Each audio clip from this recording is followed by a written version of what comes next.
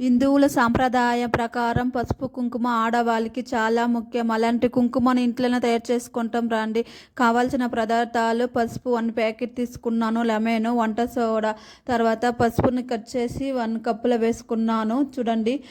తర్వాత ఒక ప్లేట్ తీసుకొని పసుపు 3 స్పూన్ వేసుకున్నాను, వంట సోడా 2 స్పూన్ వేసుకున్నాను. ఇది కలిసేనట్ల బాగా కలుపుకోవాలి.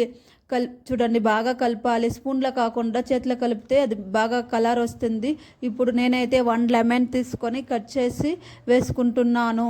లెమన్ వేసుకుంటే నురుగు వస్తుంది. లెమన్ అయితే పేస్ట్ కూడా వేస్తాం, పసుపు అంతా పేస్ట్ కూడా వేస్తాం. దాన్ని అలాంటి 3 పదార్థాలని పసుపు కుంకుమ తయారు చేసుకోవచ్చు. ఎందుకు డబ్బులు వేస్ట్ చేయడం, ఇంట్లోనే తయారు చేసుకోవచ్చు హోమ్ మేడ్ కుంకుమ. ఇప్పుడు నేను బాగా కలిపాను. ఆ ప్లేట్లో కలపడానికి కాలేదని వేరే ప్లేట్లో వేసుకున్నాను. చూడండి ఫ్రెండ్స్, కలుపుతూ ఉంటే 10 నిమిషాలు కలిపాను, కలర్ మారింది. చూడండి, మనమైతే 10 నిమిషాలు కలపాలి. కలుపుతూ ఉంటే కలర్ మారుతుంది. నేనైతే ఇప్పుడు ఎండలో ఆరబెట్టుకున్నాను. కుంకుమ చూడండి కలర్ మారి వచ్చింది.